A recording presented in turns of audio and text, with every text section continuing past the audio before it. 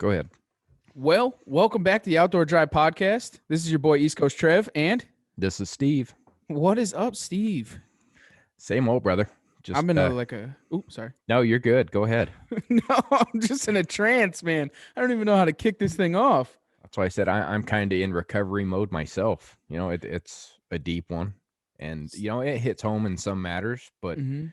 the story and everything that goes along with it. I mean, you said maybe 15 words the whole show. I think I said 5. It's a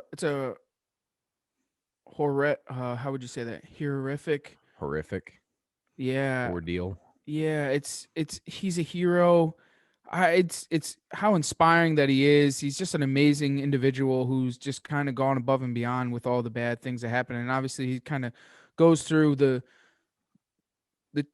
the things that he wasn't always a perfect person, like after with the PTSD. I mean, I don't understand. I've never had to go through something like that. I mean, I know you have and stuff, but it's just, I don't know, man. I every time I've listened to a handful of podcasts that he's been on and really learned a lot about Will, and it still just knocks me off my feet every time I hear it. I could hear that story 3,000 times. I think it would be the same jaw-jacking experience, honestly.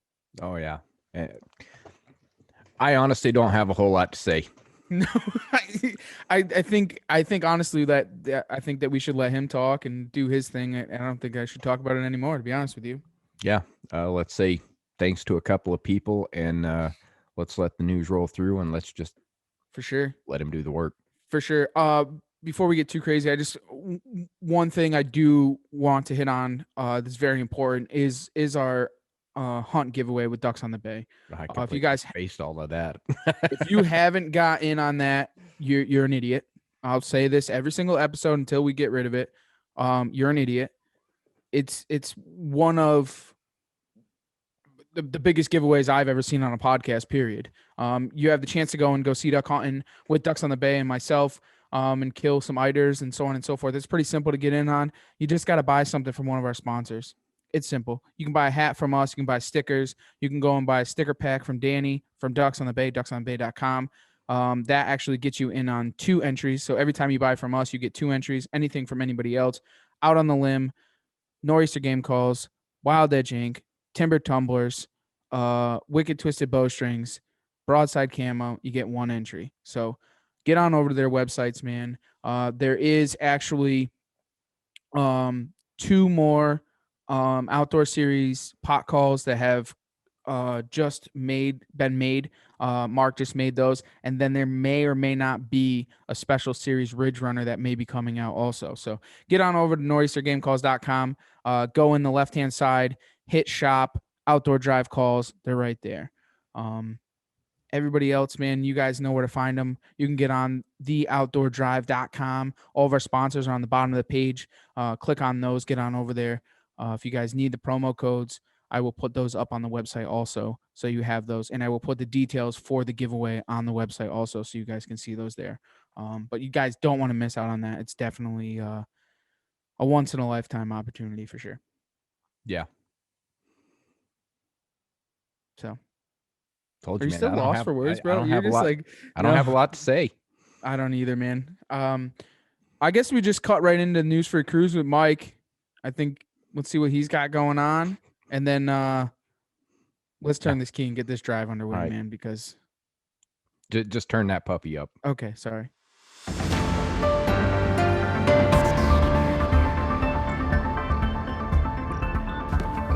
Hey everyone, Mike here with some news for your cruise. We're going to start this one off in Indiana and some changes for turkey season. The Natural Resource Commission has granted final approval to rule changes that would allow turkey hunters to use 410 and 28 gauge shotguns in addition to the already legal shotguns. The amendments do include some requirements associated with shot size and density for the additional firearms, such as allowing tungsten super shot number 9 and 10. This does seem to be an ongoing trend, as this is the second state in just a few weeks to approve such changes, so I'm sure we'll see some more coming. If anyone sees anything on other states approving similar stuff, please let me know. So now on to some national news, and this one's more for all of us who use some sort of digital mapping for hunting, like Base Map or Onyx, and even for fishing. The Map Land Act has been proposed in Congress, which calls on federal land management agencies like the Bureau of Land Management and U.S. Forest Service to digitize information for the public. This is because most of the access easement records are still paper and not electronic for public use. The act would provide federal land management agencies with funding and guidance to create databases of map-based agency records related to recreational access and use. The records would include legal easements and rights-of-way across private land, year-round or seasonal closures of roads and trails, including vehicle type restrictions, boundaries of areas where special rules or prohibitions apply to hunting and shooting, and areas of public waters that are closed to watercraft or have horsepower restrictions. The act does have overwhelming support in the outdoor industry and community, but it has not been approved yet. So if you can, contact your congressional senators and representatives in support of this, because it'd be great to have easy public access to those records to be able to access these lands. So on to Maine and some bills that are scheduled for public hearing on April 5th. LD 943 is proposing to allow electronic turkey tagging in Maine. And LD 1015, this is probably the bigger one, is aimed at prohibiting hunting with ammunition containing lead. This one would have a big impact on sportsmen in Maine. There are a couple others there, but those are the two most impactful ones. So if you are from Maine or you hunt in Maine or plan on hunting in Maine, please reach out to these reps and provide testimony if you can, either for or against the bills. It'd be a big help to keep those moving in the right direction, especially on the lead prohibition. So off to Missouri, where the Department of Conservation Commission has approved the state's first ever bear hunt to take place this year from October 18th to the 27th. The 10-day hunt will be exclusive to Missouri residents and will take place in designated zones in the southern half of the state. Hunters can apply for a permit online during the month of May, with participants being selected by July 1st through a random drawing. Hunters will be limited to one bear per permit and will be allowed to fill the tag on private or public land. There will be quotas for each of the 3 bear management zones, and the season will close after 10 days or once quotas are hit. Hunters will be prohibited from taking sows with cubs or bears known to be in the presence of other bears. Dogs and baiting are also prohibited, and both firearms and archery will be allowed with the exclusion of atlatls. So another good opportunity there in Missouri to go punch bear tag. So lastly, Pope and Young has confirmed a new world record elk. So congratulations to Sean O'Shea on your new world record non-typical elk. The elk was panel scored about a week and a half ago and officially scored the bull that was taken in Milburn County, Alberta at 449 4/8 inches. An absolute giant. So congratulations to Sean on an amazing trophy. As always, if you have any news to send to me, please reach out. Mike Salter on Facebook or bearded_bowhunter21 on Instagram. And with that, enjoy the rest of your ride. Thanks, Mike. Appreciate you, buddy. I'm dead silent, bro. You guys need to hear this for yourselves. Introducing Will. Nice shot.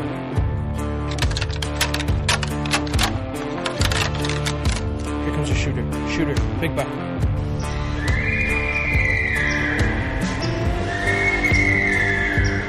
Stag.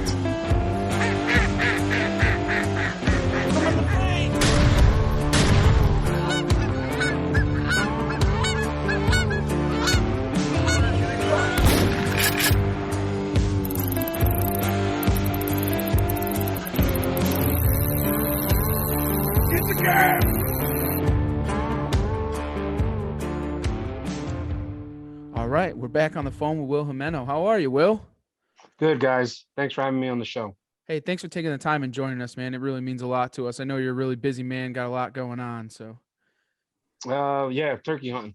Yeah, I know. Got to get back to turkey hunting and thinking about turkey hunting. So I'm always busy like that. My wife says. It's that time of year, man. It's the most important time of the year, I guess, in my book, anyways. Yeah, I was already down in Alabama last week. My daughter killed a big gobbler. I came close twice, and I can't wait to get back there and to pick her up from Auburn, Alabama, where she goes to school over university, and get a crack at a bird before before I come back from Alabama. Wow, how was it, man? Finally getting back in the saddle and being able to turkey hunt. You know what?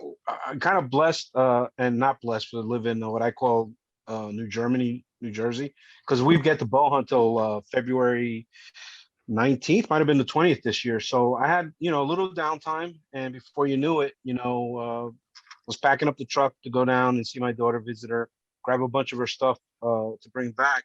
So when I go back in 4 weeks, I don't have as much stuff to bring back with me when she finishes the school year, but took that opportunity to do a little turkey hunting with her. So it was great. It was great to be back out in the woods. It was great to hear the gobblers gobbling, and to see her kill a beautiful bird was just it's a gift. It really is. That's awesome, man. Well, why don't we turn this key, man, get this drive underway? Why don't you tell everyone who you are, where you're from, and what you do? Well, my name is Will Jimeno. I'm a retired Port Authority Police detective with the Port Authority Police of New York and New Jersey. I'm one of the two human beings that survived from underneath the World Trade Center. And today, basically, what I've done since 9/11 and recovering from my injuries is just try to be a good dad, a good husband, and I spend a lot of time hunting. So I'm very blessed in that aspect. And today, basically, with the 20th anniversary coming up, I'm doing a lot of interviews. I have a couple books out that we'll talk about that are coming out. One here, a children's book at the beginning of May, and another book that I know is going to help a lot of people, especially our veterans, law enforcement officers, first responders with PTSD. So that's basically my life right now, and I'm blessed. I truly don't take any day for granted. What I have is a new lease on life. So that's basically what I do today. That's Outstanding. awesome. Well, I'll be the first to say that I'm honored to have you on here. So Thank you. your ordeal and what you went through actually sparked a 8-year ordeal in my life, and it fired me to go and serve my country. So, Well, God bless you. Thank you for your service. to be able to have the opportunity to speak with you it's an honor. Thank you, man. So, I appreciate it. Well, it goes both ways. I tell everybody, I'm blessed to have a lot of kind words. I mean, I served in the military. I was in the Navy from 86 to 90 on the USS Tripoli LPH-10, the only one to get see combat in the first Gulf War. She got hit by a mine. But, I tell people we're all Americans, and those of us like you, me, and everybody else that have served this nation, we love our country. And, I always thank everybody, even the young people going into the military today. I thank them all the time from the bottom of my heart. Thank you, because, you're what keeps us free. And, men like you and that have picked up the ball after we got attacked and went overseas and did what they had to do to serve our country. We're blessed to have men and women like you in our ranks. So thank you for your service. I appreciate that. And again, I'm honored. Yeah. There's nobody more American than you, Will. Like listening to some of your podcasts and some of the other stuff and watching you on social media, man. That like and you now were you born in US? No, so I was born in Barranquilla, Colombia. So I always laugh because the kids, especially now that I'm, a little bit older, I'm 53. And when I go speak at schools, I always say, does anybody know where Barranquilla is? And they look at me and I say, well, you guys know who Shakira is or Sofia Vergara? And they're like, oh, yeah. I'm like, well, that's where I'm from, where they're from. But I was born in Barranquilla, Colombia. It's on the coast of South Colombia, South America. And my parents brought me here when I was 2 years old, and we settled in a town called Hackensack, New Jersey. It's 12 miles outside New York City. My mom wanted to make sure that she raised me in a nice suburb, and eventually my sister, who was born here, she's an American citizen, from birth. So we were brought to this country with the dream of many immigrants, and it's to come to the greatest country on earth. Well, the one thing I'm proud of is my parents, did everything legally. And I say that proudly because it's important for our country to understand that, there is a legal system, and immigrants, for the most part, that have been in this country for a long time feel the same way, that the way you protect the nation is by following the laws. So my parents did everything by the law. And I was blessed to be raised in a great town. Went to Catholic school as a child, and my dad was a welder. My mom was a beautician. So you can imagine back in the '70s, to put a kid through Catholic school, it costs you a lot of money. But my mom and dad really, we have a lot of faith based in our family. We're Catholic, and my mom wanted to make sure that my religion was part of my life. And one of the things I always remember my mom telling me, she goes, we come to this country and you don't forget your heritage, right? Because we all come from different parts of the world. I mean, let's face it, we all know the Native American is the only person that can really claim, uh, that they're truly from this continent. But she said, bring your heritage, but we're going to fly the American flag, we're going to learn English, and you're going to participate in this country and make it better. So that's something my mom and my dad instilled in me since from a young age. That's why when you say how much I love my country, I mean it really comes from my parents, and they come from a different country. So one of the messages I tell everybody is if a kid from Colombia can love this country that much, if you're blessed to be born here, you should adore it beyond words, and that's something I try to preach today, especially in this crazy whirlwind, right? I mean, I don't want to get into that, but I hear you. I just want people to understand how special this country is, and you know, the, stop infighting because we really do have other enemies that are eyeballing us, and I'm probably sitting back enjoying what's going on today. As a survivor of the worst attack in U.S. history, I want people to understand that this country is the greatest country on earth, and they attacked us for a reason. They attacked us because we're free. We're able to have women vote. We're able to speak our minds, and that's the one of the main reasons those terrorists, or as I call them, cowards, attacked us. Absolutely. Now you were one of the only ones to survive the attack, right? That were underneath. Yeah, so it took a year. It was the following year when we actually found that out. My Sergeant John McLaughlin, who led our team of 5 into the towers to rescue people, and I were the only 2 to survive from underneath the rubble. So we actually had both buildings fall on us because we were literally, for those that don't know the World Trade Center, it was 2 buildings. It was connected by a mall level, and in the hall there was a hallway that you go from Tower 1 to Tower 2. We were coming back from Tower 2 and making our way to Tower 1 when everything collapsed. And we were literally in the epicenter. So we were not too far from the sphere up on the plaza level. So when we found that out was the following year, we were still in wheelchairs. We went to thank some of our rescue workers, and we went to NYPD, ESU truck, their SWAT team, to thank them. And that's when they told us, do you guys know that you're the only 2 to survive from underneath the World Trade Center? And that was it really blew our mind away because, again, we're struggling with our injuries. We were fighting for our lives. We were kind of a well-kept secret for months. And it was about a total about 20 people that survived when everything was said and done. Most of them were in a stairwell. There was another young lady that was found actually midday the next day after my sergeant, that was trapped above ground, stuck literally in a stairwell. And I remember the guys from NYPD issue truck. I mean, they said, you guys were the glimmer of hope.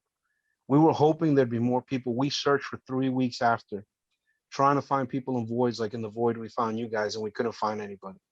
And till today, Scott Strauss, who led my rescue operation, great guy. I mean, they could actually make a movie out of this guy. He puts John Wick to shame. I mean, this guy really, the stuff he's done in real life is, and he's so humble. But I know it tugs on my heart every time he says, he goes, you were that light on a dark day because for weeks we searched and we couldn't find anything out. You're the one light that I have from that day. And it goes to show you a couple of things. It goes to show you what the human body can sustain, and it can show you the love that your fellow human being will give to you and put their lives on the line to come into hell to get a fellow American, a fellow human being out. So, yeah, it's always mind-boggling. It's still, I think I was talking to somebody today about, I still can't believe I survived. I still have those moments where I'm like, how am I here? I mean, you look at the devastation that happened there. If you look at the hole we were in, uh, the hours that we were trapped, it's something that's unimaginable. But that's why I tell people, listen, the 3 things I preach is faith, hope, and love. Those 3 things. You got to have faith and I don't preach religion. If you don't have faith in a religion, then I don't care. Have faith in yourself, but you have to believe in something to keep you going. Hope. You always got to have hope. Always understand that the more you fight, the more chance you give yourself, the more hope you're gonna have. And love. Have love for your family, love for yourself. And I say that specifically to people out there that are going through a hard time. Those three things: having faith in yourself, faith in your religion, hope, always knowing that you're gonna be able to get to that light, to be able to get to happiness, and love. Love yourself because you deserve the best in life. And right now during this pandemic, we have so many people who are depressed, have anxiety, fellow Americans and human beings who have PTSD. I want them to know that, listen, I was buried for a total of 13 hours and I went through hell. So many bad things happened to us down there. I wear a brace today because my injuries are severe, where it cut my nerve, so I have drop foot. My leg looks like I got bit up by a shark. But you know what? I'm here to tell people, no matter what darkness you're in, believe in yourself. Keep going forward because life is short and you deserve to be happy. So that's one of the things that I use as when people say, "Hey, man, were you one of the two guys buried under there?" I'm like, "Yeah." But instead of crying about it, I want to say, let me tell you what I learned from it. And what I learned from it is to overcoming your challenges, overcoming fears that you have, and most of all, overcoming letting yourself down. That's the main thing I want people to know. Don't let yourself down. Because there were moments down there where I almost let myself down, which would in turn had let my family down, my sergeant down, my country down. So, it's amazing to say that we had actually 220 stories hit us and two of us survived. So that's incredible. Wow. Well, I guess without further ado, man, why don't you take them into what actually happened from, September 11th, that morning, that when you clocked in, man. So, September 11th was a beautiful day, as everybody knows. And I say that sparingly because we need to teach this new generation what happened that day, just like I was taught about Pearl Harbor. I think it's very, very important. Agreed. And so on September 11th, I was living my dream. I literally was. I had gotten on the Port Authority Police of New York and New Jersey. It's a bi-state agency. We have all the major transportation facilities in New York and New Jersey. So we have the Lincoln Tunnel, the Holland Tunnel, the George Washington Bridge, the Goethals Bridge. We have the three airports: the Newark, John F. Kennedy Airport, LaGuardia, Teterboro Airport. We have the PATH trains. We have the World Trade Center, and where I worked, which is the bus terminal, which is the largest bus terminal in the country and the busiest in the world. So I was living a dream. 6 weeks prior to the attack, I had bought my first home with my beautiful wife, Allison. We had a 4-year-old little girl named Bianca, and my wife was at the time 7 months pregnant. And ever since I was a little kid, all I wanted to be was a cop. So when I got on this police force, it was great because it's the 26th largest in the country. It was going to give me an opportunity to be able to move around in different units if possible, whether it be K9, ESU, which is our SWAT team, detectives. So we had a slew of opportunities within the department. I had graduated January 19th of 2001 at the World Trade Center in the Marriott. So only 9 months prior was that I become a Port Authority police officer. And it was a class of about 78 of us, and about 50 of us went to the bus terminal. Now, what was cool about the bus terminal was it was a place that you got baptized by fire. Even though it's in Midtown New York, even though they cleaned up Midtown New York back then, because unfortunately right now Manhattan's upside down. Um, it was a place you still dealt with the gangs, drugs. There was always something to do, and you wanted to be a cop. I always wanted to be a cop. So when I tell you there was no lack of crime when you really looked, it was there, and it was great. I mean, I was loving it from the January when I got assigned to the bus terminal all the way till September 11th. It was just awesome. Bonded with my fellow officers, really understood what the thin blue line means. It's just like being in the military. You look out for each other, you love each other, you work together. And on the morning of September 11th, I did what I was doing every day, which was I was working day tours. I got up in the morning, got ready, went into my bedroom, would kiss Allison goodbye. I'd kiss her belly because she was 7 months pregnant, like I said, goodbye, and walk into my little girl's room, Bianca, and kiss her goodbye. And I literally would skip down the stairs of the porch of my new house into a Bronco 2. And as a rookie, money was tight. And let me be straight out. The Port Authority Police of New York and New Jersey, as police officers, we do well with the salary. But I didn't care about that. I just wanted to be a cop. Great benefits, great pay. But as a rookie, you're still kind of struggling. And I jumped in this Bronco too, and I remember the side view mirror. Uh, I had duct tape on it because the side view mirror would always fall. So I had duct tape and rolled in from Clifton, New Jersey, which is only 20 minutes outside New York City, into the bus terminal and got there and went downstairs in the locker room. And this is something I tell everybody, especially kids. I said, listen, I'm going to tell you a little secret right now, and you're going to remember me for this. I don't care where you go, what you do. Once you're done and you're in the real world, you got to find out you never outgrow high school. All right. I'm telling you that right now. Walk in the locker room, and everybody's busting chops, and it's like, all right, we're adult men acting like kids. Yep. But it was fun, right? It's the locker room. So we're there, changing our uniforms, go upstairs to what we call roll call in our reserve room, which is our break room. Go upstairs, that's where you're given all the pertinent information for the day, and they're going to give us our post where we're going to be stationed that day. Went upstairs, nothing crazy. I got post 3-5, which is on the corner of 42nd 8th Avenue. So I went upstairs and we went out to post. And in the morning at the bus terminal, we call it the rush. So the rush is where you have everybody from New Jersey, parts of Connecticut, upstate New York, downtown Manhattan. They're coming into the bus terminal to go into Midtown Manhattan. It's thousands of people just coming through this bus terminal. And it's quite a scene to see thousands of people walking by. I mean, it's great. You'll see women who will bark at other guys like, yo, give me my space. It's funny, everybody, they're just unique. And I was in front of the North Building, looking at the doors as everybody's coming out. There's an awning above me that goes out to the corner of 42nd 8th Avenue. There was a Sergeant Ross was out there with two fellow officers, Pat McNerney and Sanchez. And they were just standing. It was a normal day. And I'm standing there watching all those people come out. And I remember just happening to look over to my right, and I see Sergeant Ross going like this, and he's actually pointing into the sky. And he's following something. Now, I couldn't see anything, but what caught my eye was the intersections in New York City, for those who have never been out there, they're pretty large. Crossing the street from 42nd to the other side of 42nd Street, it's a big intersection. And for a split second, I just saw the intersection of 42nd and 8th Avenue just go black. A shadow came over it. I didn't think anything of it. I saw him following it. I just went back to looking at people, making sure everybody was safe. We're stationed there strategically throughout the buildings to make sure everybody's safe. Anybody needs information, of course, fight crime. And I think it was only a couple minutes later when our radios crackled and they said 840, all units 840 to the police desk.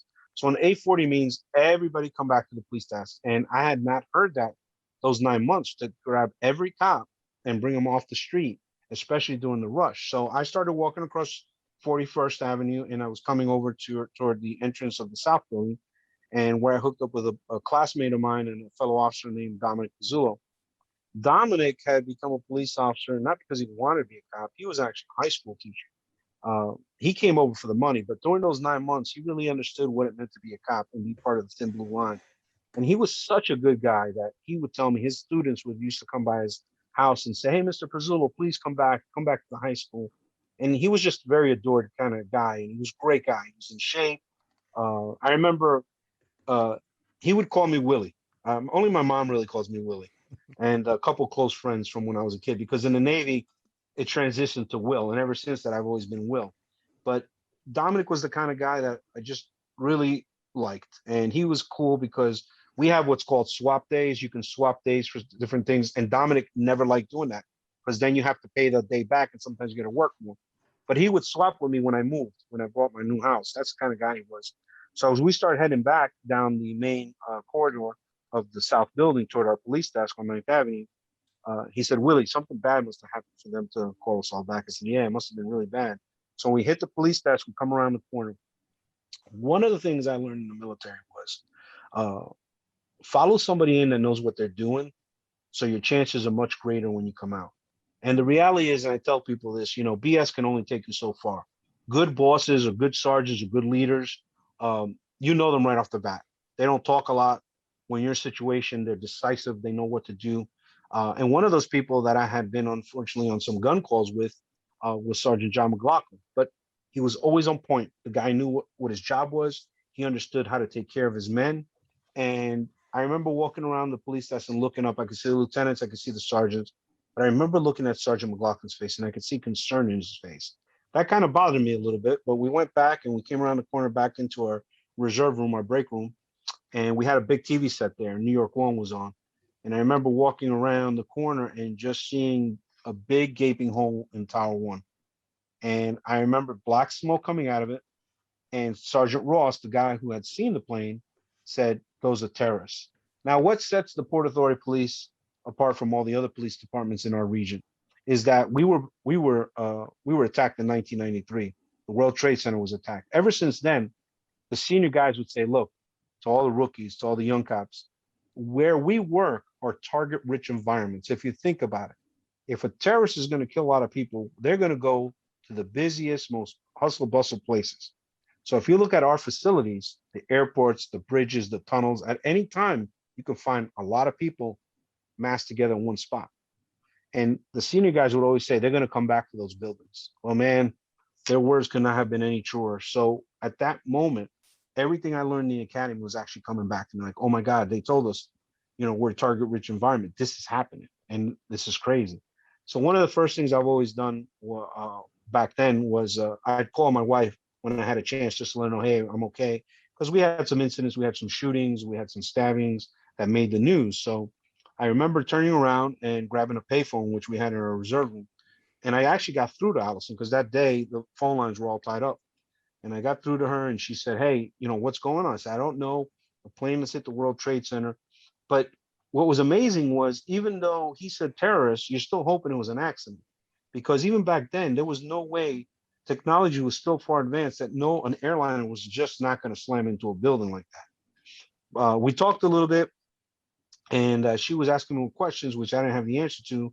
Our inspector, who's in charge of our command, came around the corner and said, hey, we've commandeered a bus. We're going to call your guys' names. Get on the bus. We're going down to help our brothers and sisters at the Trade Center because that's our building. So we have a command there to evacuate you. I told my wife, Allison, I love you. You got to go. Actually, I take that back because she corrects me. She goes, Will, that was one of the first times you never said I love you. And you just said, I got to go, and hung up. She reminds me about that one. But oh, I my bet. mind was just the job. We got to get people home, right? So I remember myself, Dominic Pizzulo, another officer, Michael Robles, who was a senior guy. I remember us not even waiting for our names to be called. We just started walking down the hallway. We went down the back to 9th Avenue, and there was a bus that they literally kicked everybody that was traveling somewhere in their suitcases off to the side, and we started loading up. So there's about 20 of us, and I remember looking out the side. Sergeant McLaughlin jumped into the police Suburban with the inspector in the front, another sergeant, Sergeant Feeling, and they led the way.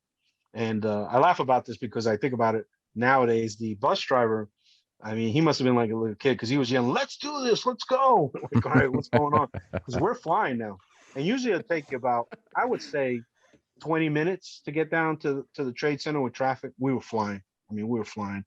On the way down, we're kind of BSing, people trying to figure things out. Some guys like, yo, there's no way this terrorist, it's an accident. Other guys like, there's no way. Dominic was trying to call his family on his cell phone. It was not working. And I remember we got into the village, and as we started getting closer, the bus went silent. I remember it was 2 city blocks back before we got down to where we needed to go. And we looked out to our right, and there was an FDNY ambulance working on a person who was in the middle of the street, 2 city blocks back. And there was blood all over the street, and you could see it. Something flew, must have hit him. And that's when the bus went silent, like, yo, this is real. And I remember we went up another 2 blocks, stopped on West Broadway, and we got off the bus. And I remember getting off the bus, and it looked like a war zone. I mean, there was papers flying everywhere. There's dust everywhere. Kept hearing explosions. I look up, and I could see the gaping hole in Tower 1. What I saw was on the corner of 2 was a fire. But I thought in my mind, okay, the plane hit, there was debris, and the other building, the corner of it was on fire. Little did I know, or none of us knew, that on the way down to the Trade Center, a second plane had hit. So I could not see the big gaping hole on the other side of the tower. So I thought, okay, we got one tower in trouble, and the other one, the corner of it got on fire. So we're standing there, and all of a sudden, one of our senior cops, Ronnie Delmar, just yelled, "Look, they're jumping. And I remember turning around looking at Ronnie, and I saw him literally crying. And I look up, and all you can see out of this black gaping hole is bodies. People jumping by themselves, holding hands, and they would jump and then they would disappear behind building 5, the building in front of us. So it was lower. So you had the towers, of course, they're 110 stories high, and people are jumping from the 100th floor and above.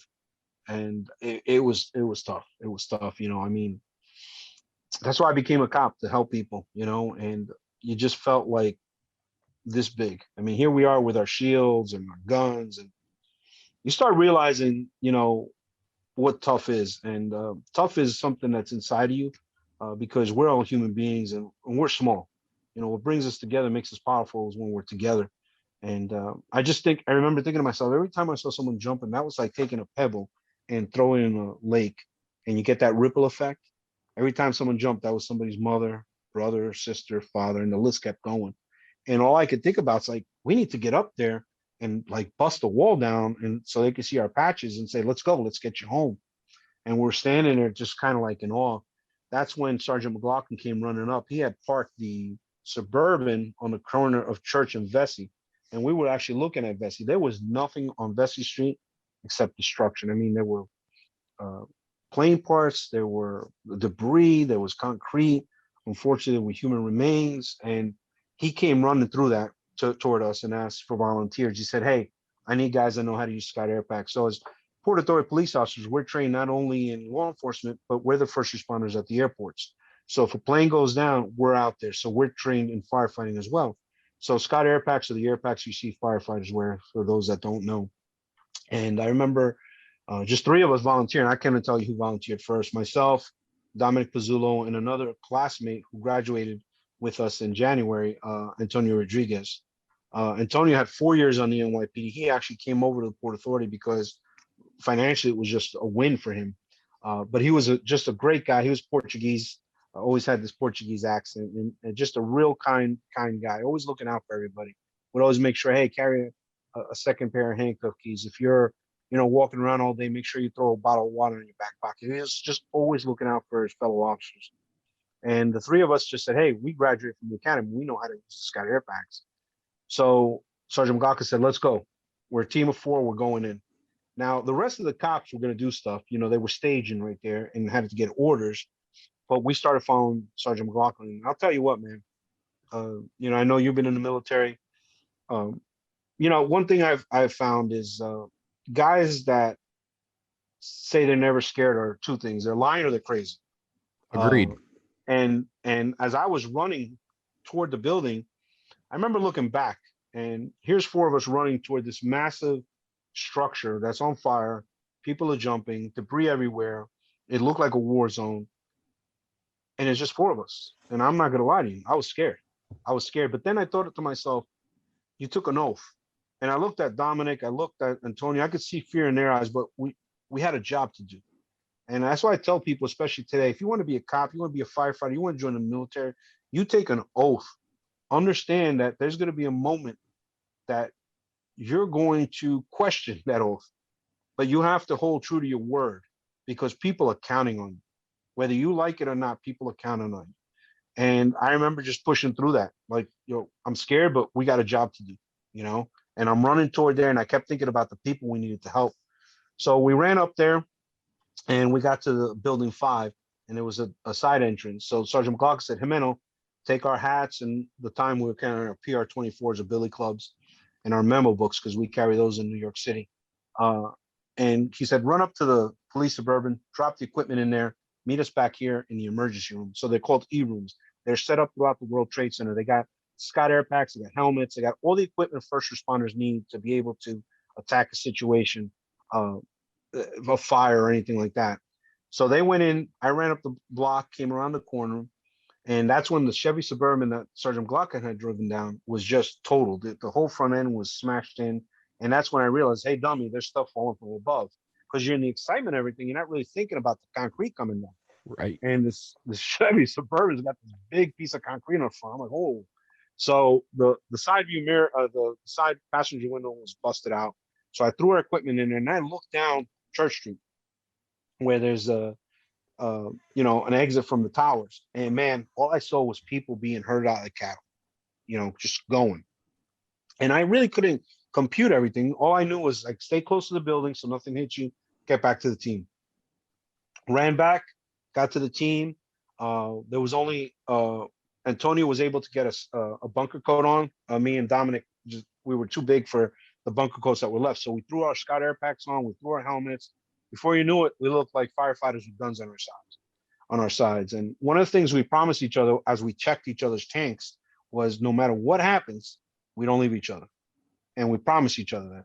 So at that point, and again, for those that don't have no idea or concept of the World Trade Center, there are two large buildings with a mall level that connects the buildings, and there's escalators to take you down into the subway or the PATH train.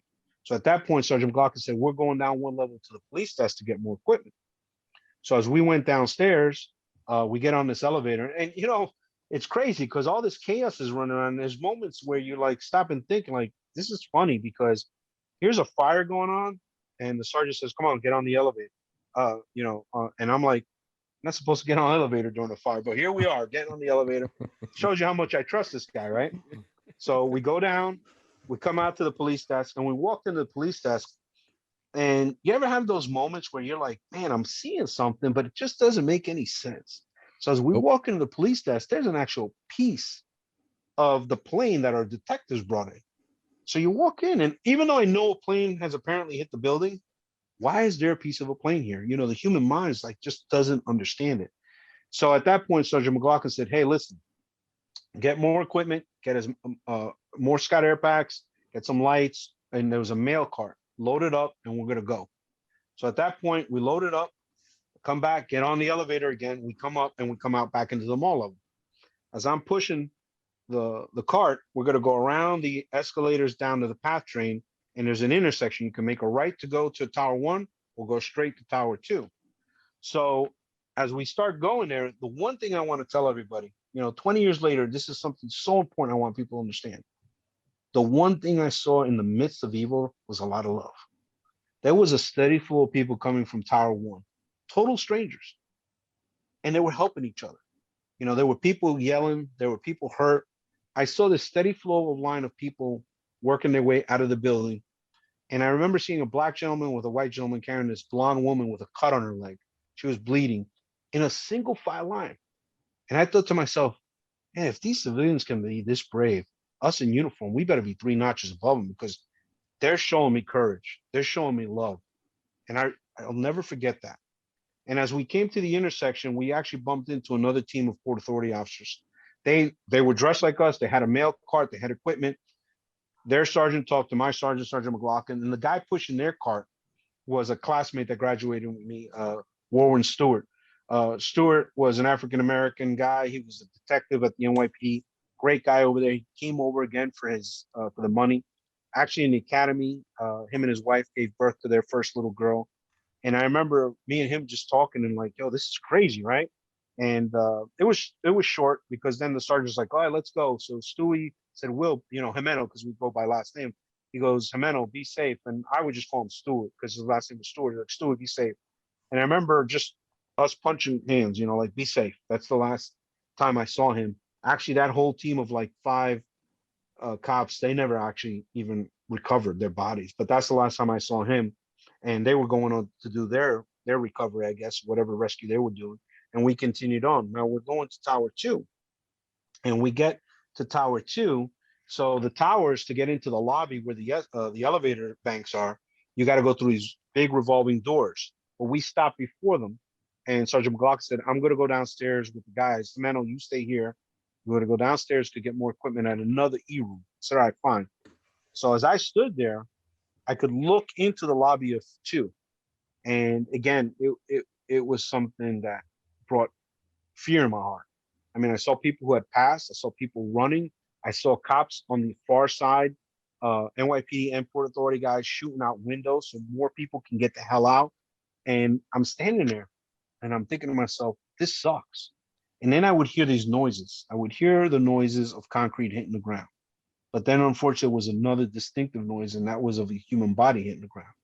And I kept hearing those a lot more because from the point we were inside the building, there were certain points where you can hear outside, and we knew when a human body would hit the ground. It was just this distinct noise compared to the concrete. And that really sucked because, again, now you know somebody else has died. That's when I was approached by another Port Authority police officer named Bruce Reynolds. Bruce was an African American. He was 17, or I don't even know, I think 16, 17-year veteran of the NYPD. The only reason I knew of Bruce was because where I grew up is in Bergen County, New Jersey, which is borders the George Washington Bridge. And he worked there. George Washington Bridge, again, is another Port Authority command. And I would read in the paper of these Port Authority cops that would help save people's lives because people go to that bridge to jump in their lives. So he had made the paper a couple of times. So I kind of knew who he was, never met him. Of course, he was senior to me. And he started walking over and he said, Reynolds, GWB, George Washington Bridge. I said, Jimeno, BT, bus terminal.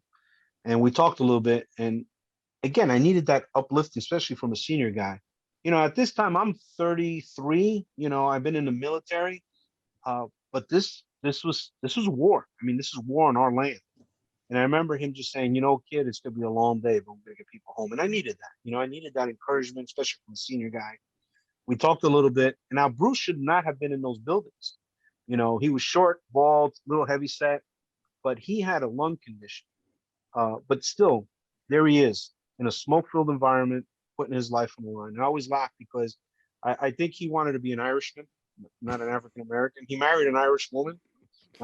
Back in the day, he was the only African American cop with a bald head that would paint his bald head green on St. Patrick's Day.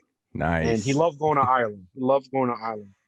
And actually, the funny thing was, Bruce lived out in the country. He would drive 90 miles a day each way, I think. He lived out here in New Jersey, but out in Sussex County, where really it's all rednecks.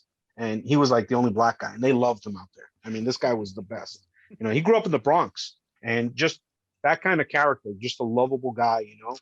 And that's when the team started coming up, and Bruce said, you know, see you later. And I said, all right, be safe. And that would be the last time I saw Bruce because he actually walked over to Tower 2 Command Center. They found his body, I think it was the following February, March, right where I told him he'd be, and they found him. But, you know, I always take the time to tell these stories and say their names because that's what keeps them alive. And but at that point, Sergeant McLaughlin came out, and I had been pushing the cart from the police desk to Tower 2. And I was going to start pushing again. That's when Antonio Rodriguez said, hey, Will, let's switch. He goes, if you're tired, you're not going to be any good to us when we get to where we're going. Made sense, right? Teamwork, you know? And I'm like, all right, so we switch. So at this point, now we're going to head down this corridor, which is probably about, I'd say about 50 yards down. We're going to make a left to go to Tower 1, which is the tower that we assumed was in distress. We didn't know 2 was in distress. So at that point, Antonio's behind the cart, and we meet another officer, Chris Amoroso. There's a famous picture of Chris. He was saving people that morning before we got there. He had saved 4 people, but he had taken an eye injury. So when we hooked up with him, like, hey, you okay? He's like, yeah, man, I'm fine. Let's just get people out of here. So at that point, he became part of our team. So now Antonio's pushing the cart. Christopher is to Antonio's 9 o'clock. Where Sergeant McLaughlin is at the 11 o'clock of the cart. I'm at the noon, and Dominic is at the 1 o'clock, and we're walking down this hallway. Halfway down this hallway, Sergeant McLaughlin stops us.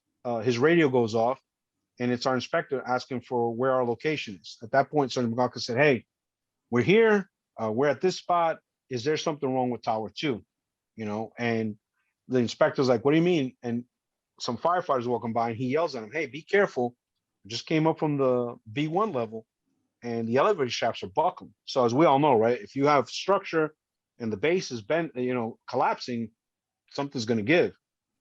He never thought, you know, to this day, he would have said, well, if I ever thought those buildings were coming down, I would have never taken you guys in there. But nobody thought the buildings were coming down that day. So at that point, we're going to start walking again when we hear a humongous boom. Literally turn around from where we're coming. I'm looking back into the lobby of Tower 2, and I see a fireball. I mean, the size of my house. And I'm standing there shaking, holding my helmet like in a bad movie, everything's shaking. And Remember when I said follow somebody in, knows what they're doing, your chances of getting out are a little bit higher? Oh Well, yeah. that was Sergeant McLaughlin. He actually says, and it's a miracle, we actually stopped with a doorway to our right that led to a freight elevator. And he says, run toward the elevator. Now, mind you, I had been out of the World Trade Center maybe twice before on some protests. I do not know the buildings. This man knew the buildings like the back of his hand because he was there at the 93 bombing. He helped set up the security after the 93 bombing. And he just said, run. And all I know is he said, run, I'm running that way. So at that point, Dominic, who's ahead of me, is running into this hallway. I'm following him. I kind of look behind me. I could see Sergeant McLaughlin coming. And what he saw, which I didn't see, was as the building's coming down, that debris pushing. What do they do in the Middle East? And that's what Sergeant McLaughlin thought. They blow something up. They let the first responders come in. They blow them up Did it again. again. So what he thought was, hey, car bomb. I got to get my team to safety. He figured if he could get our team around the corner of this freight elevator, maybe it might deflect some of the incoming debris coming, because he actually saw a debris field coming at us. I didn't see that.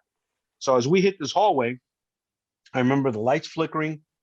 And that's the first time I said, man, Will, what the hell did you just get yourself into? I really thought that. And it's amazing how your mind works, how much you can think in a split second. So that's what I thought. I said, what did you get yourself into? And as we're running, I thought I saw light in front of me. Human reaction, save yourself. I'm thinking to myself, run toward that light. But then I said, wait a second. We promised each other we wouldn't leave each other, right?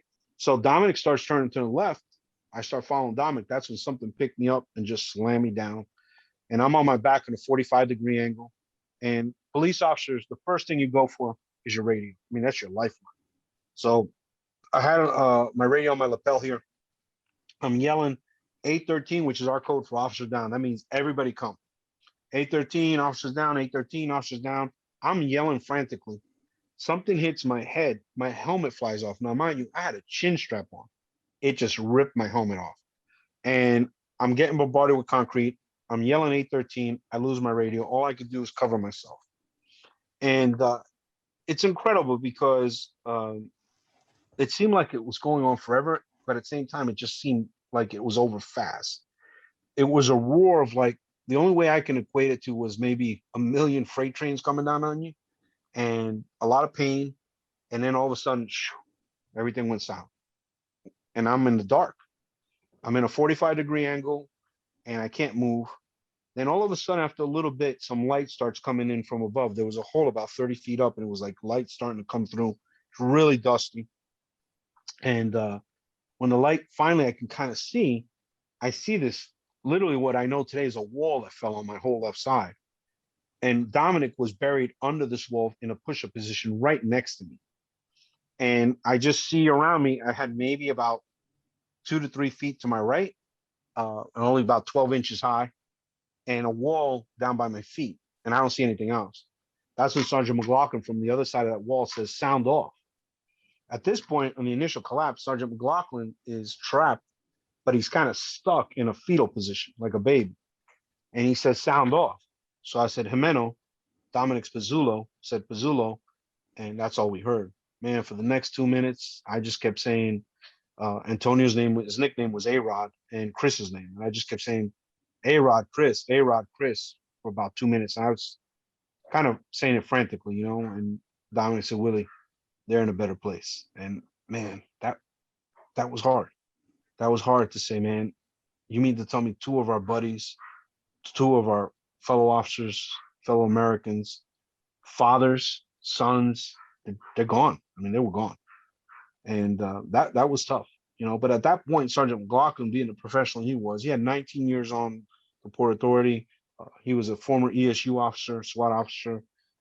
He just said, all right, what's everybody's condition? So, I mean, his mind was work. So I said, I can't move. And I'm starting to feel a lot of pain because the shock now was wearing off. And now I'm starting to feel this pain of the crushing of my whole left side. And Dominic said, I'm stuck, but I think I can get out. He wasn't hurt at that time. I was. So Sergeant McLaughlin said, Pizzulo, you get out and then get Jimeno out. So at that point, it took a little bit. Dominic had to like shimmy out of his Scott Air Pack, literally crawl over my face, and is in this little void next to me. And at that point, and I think people can appreciate this. There's a hole above us about 30 feet. Dominic was an in shape guy, and he said, "Sarge, I can go out that hole and go for help."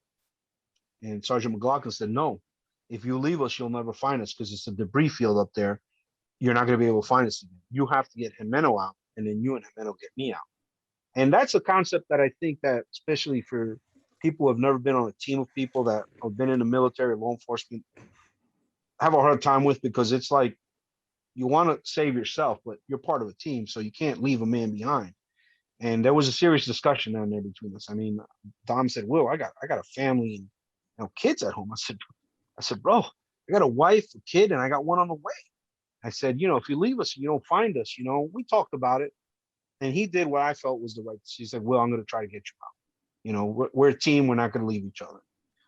But that human side of you, and that's why I want people to understand, it's okay to be human. It's okay to have those emotions, but you got to remember, when you've taken an oath, when you're part of a team, people depend on you, and it takes a lot of courage. And let me tell you, Dominic, I love him to death. I mean, he turned around when he could have ran up a hole, and God knows what would have happened, but he put his life on the line for us. So for the next 20 minutes, he really tried to get me out. And there was a piece of rebar wrapped around with a piece of concrete on my right side. And he would take this concrete off, but it would whip back and hit me. And believe it or not, in the midst of hell, we laughed. Because at one point I'm like, "Yo, bro, you're kicking my ass." And we laughed about it. You embrace But the then, suck. yeah. But then at that moment, after about 20 minutes, he kind of sat back and he said, "Willie, I can't get you." And I remember fear coming over me, like, "Oh my God, like he really can't get me out." And that's when we heard another boom. And I'm like, "Oh my God, this is it. I'm going to die." So one of the things I always did with my family is I do the "I love you" sign in sign language. "I love you." And all I could do was think to myself, cross the "I love you" signs over my chest, because I figured I was going to die. If they found me, I'm hoping that somebody would have told my wife, "Hey, we found him," like this. She would know what I was thinking about. Because at that moment was the first time I thought about my family. The mission was always to get people home, and I didn't think about anything else but that. But at that moment, when you knew, "Hey, I'm about to die," that's when I thought about my family. And at that point, I looked over, and Dominic could barely stand up, and something just sat him down like a rag doll. I heard Sergeant McLaughlin now yelling even more. He was in a lot of pain, because now he's actually being crushed in that fetal position. He got crushed so bad, he literally had his sidearm, which sticks out. If you see cops, it sticks out a little bit. It was like it was embedded into his body. I mean, the leather was just crushing in, it was pushing on his body. And I remember we were all yelling, and I remember looking, and I could see Dominic get sat down really hard, and everything stopped again. I was in more pain. Sergeant McLaughlin was yelling in a lot of pain. And then I looked over at Dom, and, there was a lot of blood coming out of his mouth. I knew he had sustained some bad internal injuries. And he said, "Willie, I'm dying, man," as he spit the blood out. And I just said, "Hold on, bro. Please hold on. I'm in pain. I'm trying to concentrate." And Dominic cracks a joke at that point. He says, "Sarge, can I get a 3-8?" And Sergeant McLaughlin actually stopped yelling, because a 3-8 means a break for us. "Can I get an 8-3-8?" And he said, "Can I get a 3-8?" Sergeant McLaughlin said, "Yeah, you can have a 3-8."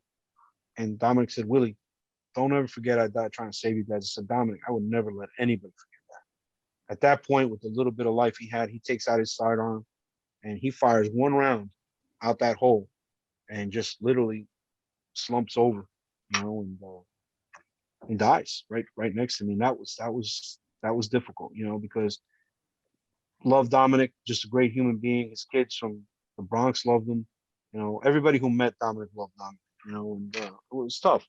And at that point, I yelled, "Sarge, Dom's gone." And Sergeant McLaughlin said, "Keep focused." In through his pain, he's like, "Keep focused." So I would do my best not to look at Dominic, and he said, "What can you see? What can you do?" I said, "I can't do much, because at this point, all I have is the use of my right hand, a little bit of my left hand, and literally concrete was covering from my chest down, my whole left side, and my right leg was in a 90-degree angle, but stuck. All I had exposed was my sidearm, my first set of handcuffs. My radio was lost, so all I had was handcuffs and my sidearm. So I just kept yelling, PAPD officers down, PAPD officers down. And, you know, little did I know, we were literally, like I said, in between the two buildings. So both towers had fallen on us. So Sergeant McLaughlin said, Jimeno, ain't nobody coming in here till tomorrow till they can secure the scene. So whatever's up there is bad. And we're literally in the middle. I'm thinking, oh my God, you know, how am I going to sustain keeping myself alive for that long? So at that point, the marathons, I call it, started. You know, we kept talking to each other. I kept trying to yell and yell and yell. So after a while, these fireballs start falling in. Again, planes have been hit.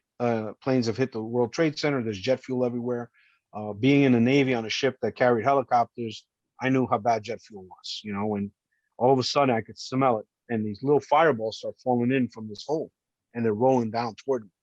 And I tell everybody, listen, I respect firefighters. I never want to be a firefighter. I didn't even like that side of the Port Authority, but I never wanted to burn alive, and this was about to happen. I mean, these fireballs are dropping in, and they're rolling toward me. And I knew once they caught my uniform, it could be over. And I kept yelling, Sarge, there's fireballs coming in. He tried his best to keep me focused. Like, do something. I'm like, you know, what do you do? It's like one of those moments where you're just throwing whatever you can out to give encouragement. I kept trying to throw a little bit of dust on them. Somehow, some way, these balls kept falling in, but they kept putting themselves out. They started burning my forearm. I have burns on my forearm from them, but somehow, some way, they put themselves out, which is incredible. So time passes a little bit, then all of a sudden I hear pow, pow, pow, pow, pow, and I look above me and I see sparks. When I look over, Dom's gun somehow has gone off now. I don't know whether the fireballs were on it, heated it up, but now, and it's in a position where it's actually shooting up toward me. So 15 rounds are left in this pistol, and they're going off right above me. And I'm like, yeah. So all I could do was take my hand and cover my face. And my thought pattern was, if a round hits my hand, maybe my hand will slow it down. I knew better than that. You know, I mean, we carry hollow points. It's just going to kill me. But again, I'm alive. 15 rounds go off. I couldn't believe it. And I'm yelling to the sergeant, like, Tom's gun went off. You know, I mean, this is crazy. So as time progressed, there was a lot of pain, a lot of prayers, a lot of talking between us. You know, and Sergeant McLaughlin was straightforward with me. I said, Sarge, after a time, he's like, what's going to happen to us? I mean, what do you foresee happening? What's going on? He's like, look, we got crushed. We're probably suffering from compartment syndrome. Basically, your body's going to poison yourself. If they don't get to us by tomorrow morning, we're probably going to die. And I appreciated his honesty. I mean, at least I knew what I was up against.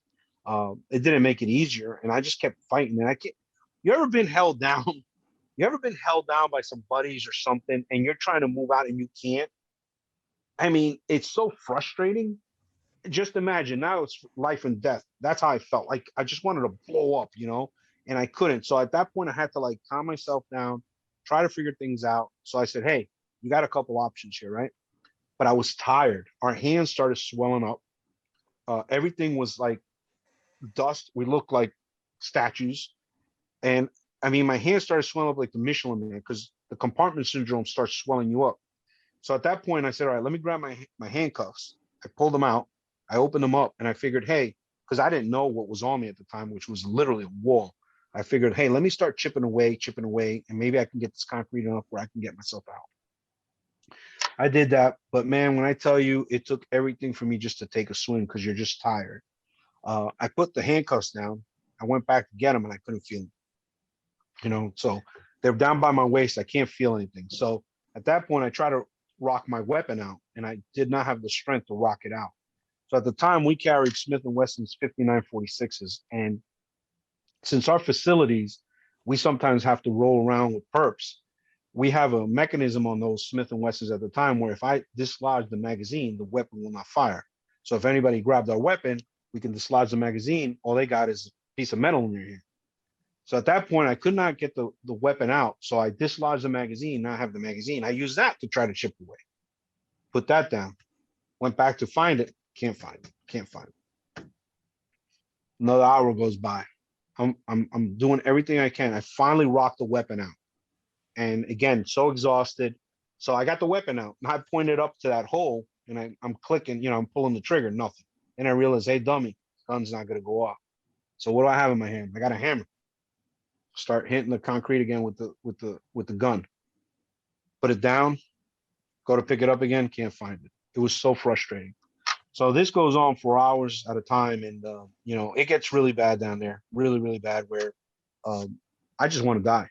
And this is the most important part of the story that I tell everybody is I reach a point after talking with Sergeant McLaughlin and we're going back and forth. We're keeping each other awake. I'm yelling. Darkness is coming down. I just hit a point where I said I wanted to die. So I made my peace with God. I said, God, thank you for 33 great years. Thank you for my beautiful wife. Thank you for 4 great years with my little girl, Bianca. I said, I'm going to ask you for 2 things. The first one is somehow, some way, when I get to heaven, because I felt everybody's going to heaven that day, because these cowards attacked innocent human beings that were just going to work, trying to make better lives to their families. I said, when I get to heaven, let me somehow, some way be able to see my little girl be born. That's all I wanted.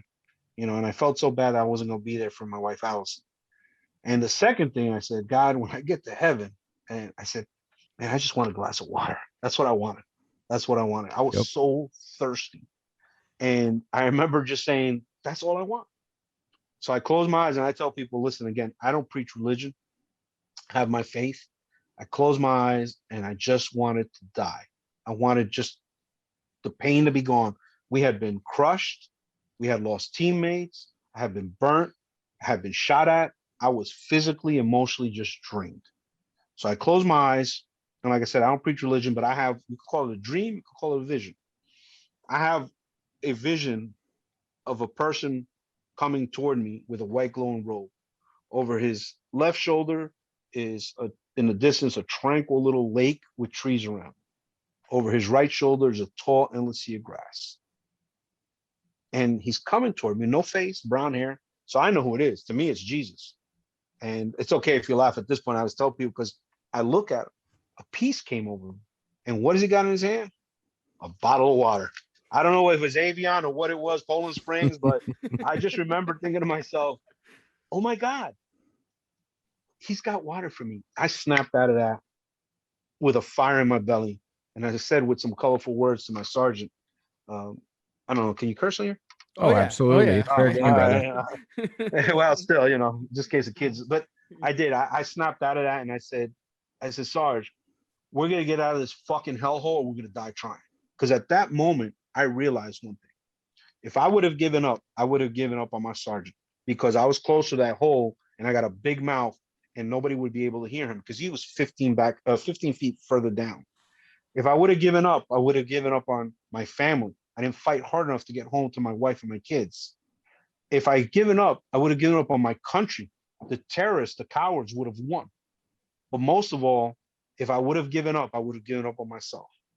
And there's a certain peace that came over me, and I tell people that today, that if I'm going to die, or if I'm not going to make my goal, I'm going to get everything I got. So if I die, I can go out with a peace knowing that I did everything I could. And I see so many people that are cancer patients, people have terminal illnesses that have that attitude. Like, you know what? I'm going to die, but I'm going to go out my way. I'm going to go out fighting.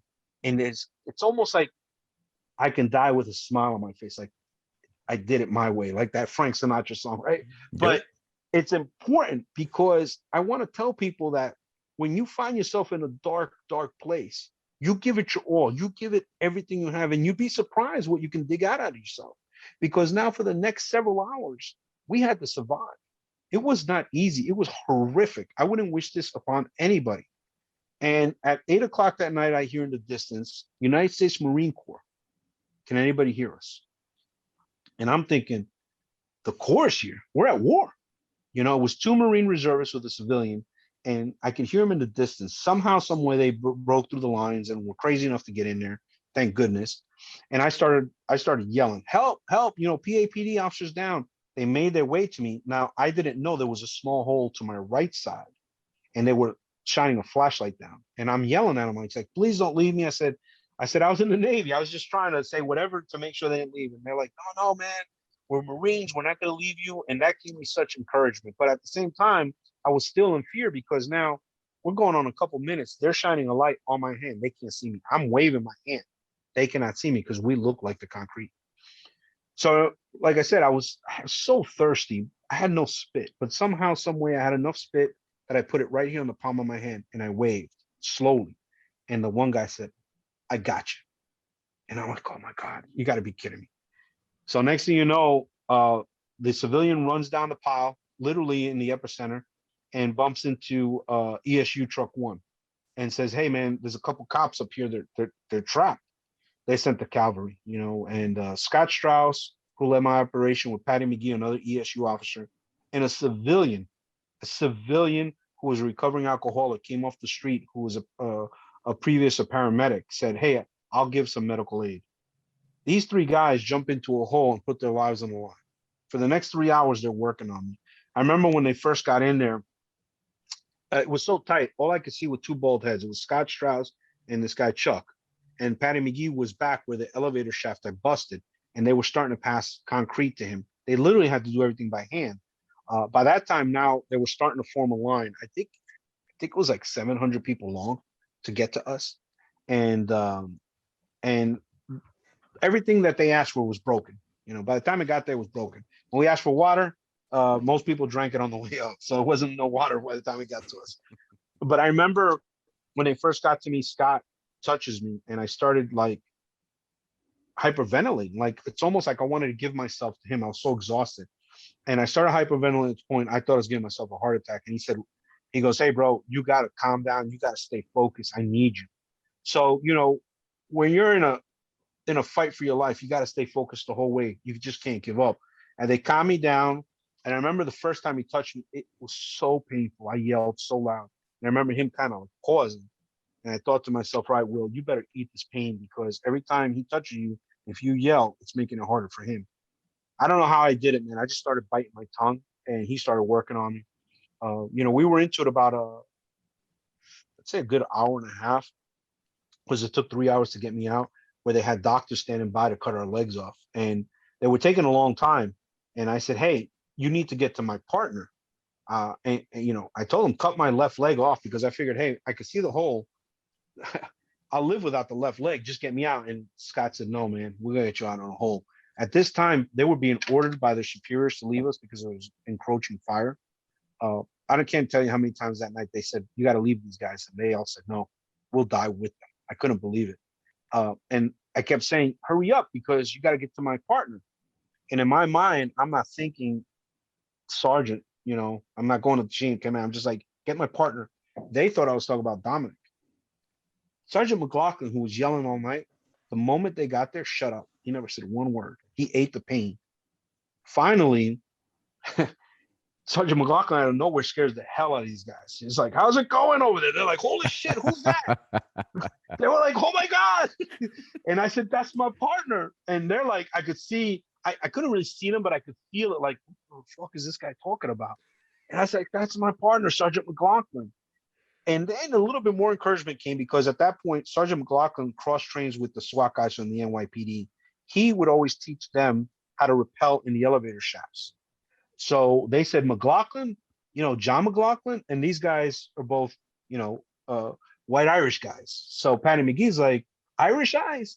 And he goes, "Yeah." So they actually knew each other, not well, but they cross trained. Yeah, they knew each So other.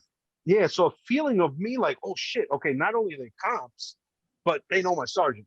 So you're getting that little extra, like, hey, you're gonna take care of us. But it was bad. It was pretty bad. And so they took 3 hours to get me out. They finally put me on a Stokes basket. I said, "Sarge, hold on." They pulled me out.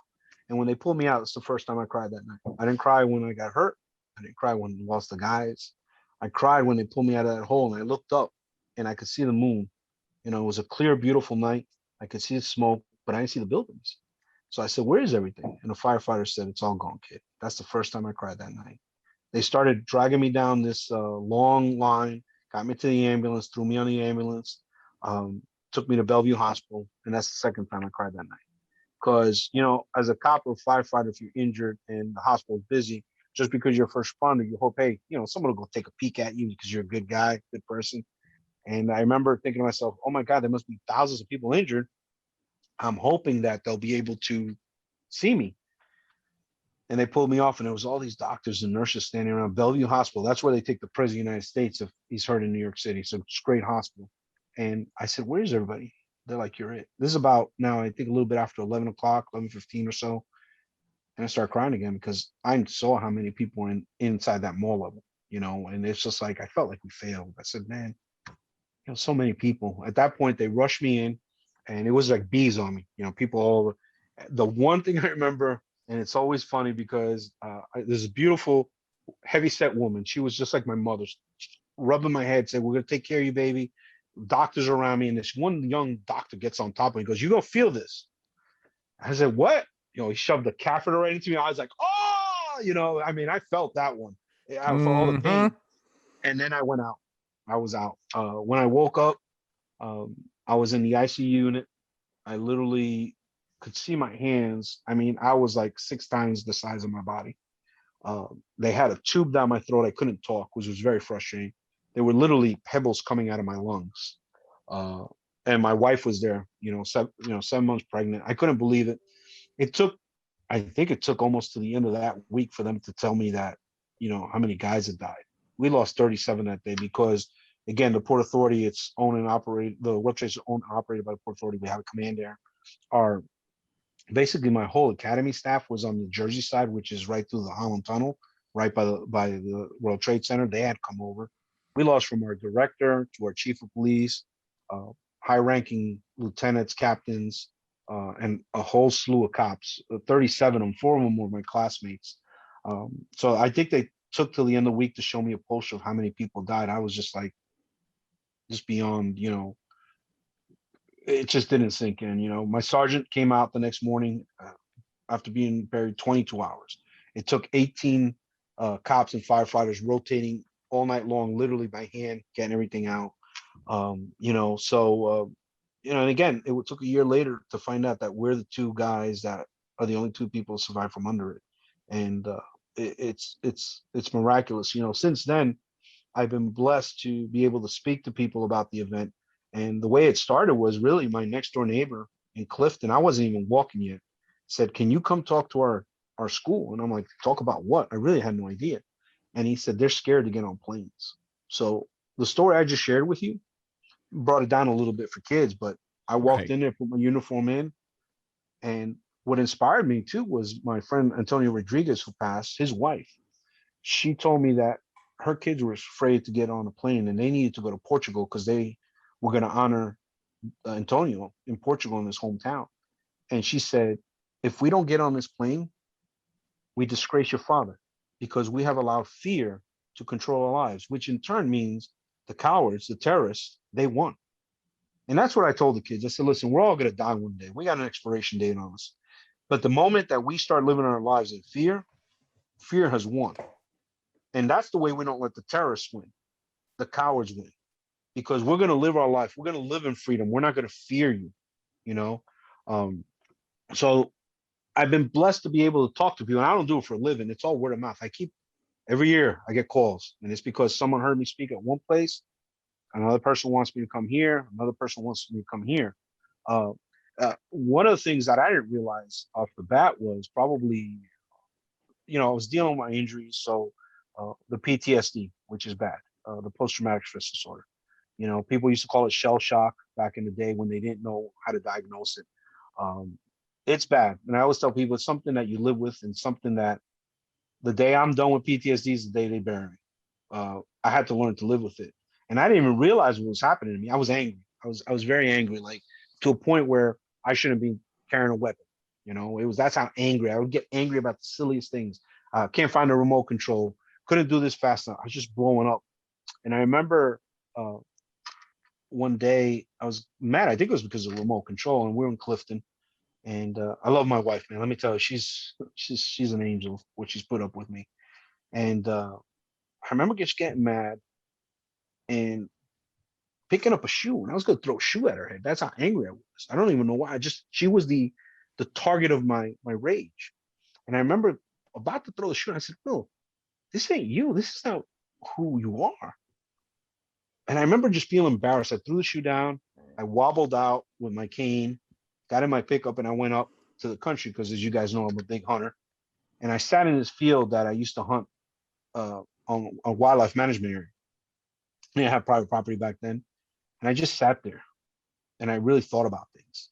And I said to myself, if I am not a good father, if I am not a good husband, as we all know, kids that have parents who are alcoholics, drug abusers, physically abuse them, usually carry that on to their children.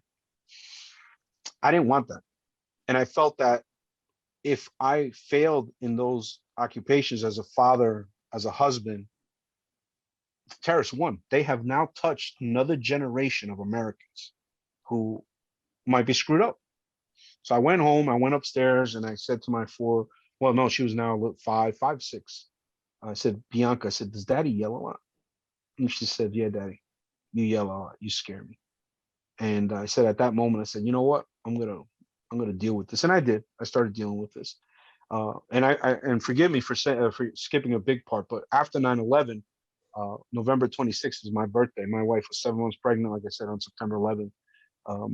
My daughter Olivia was born on my birthday. That was my birthday gift from my wife, which is something that it means the world to me. But at the same time, that PTSD was touching these young girls, and so I made it a point to address it. It was not easy. I had to talk to several different people where I felt comfortable. That's why I tell people, listen, go talk to a therapist, go talk to a qualified friend, and even that person you might not feel comfortable with. It might take you a while to find that other human being who you feel comfortable with, that's not sitting there just staring at you, asking you too many weird questions. You got to find that person, but they're out there. They're out there. And that's the main trick to that, is finding help. And what I tell people is this, I tell kids especially, I said, listen, life is short. So you got to do anything you can to better your life, be happier. So let's say you're lucky enough to live to 90 years of age. Part of that time, you're in diapers. If you reach 90, you're probably going to be in diapers again. So there's 365 days in a year. Multiply that by 90. That's how many days you got on this earth if you're lucky enough to hit 90. I don't even tell people, you do the math, 365 times 90. Look at how many days you've already been on this earth, and you ask yourself, wow, what am I doing with myself? So do something positive, and I tell people, you don't have to be rich. You don't have to be famous. You don't have to be a celebrity. All you have to do is be who you are. And by you being a good person, raising a family, you never know. You might inspire your children to something greater. Maybe they're the ones who are going to cure cancer. Maybe one of them is going to be president one day.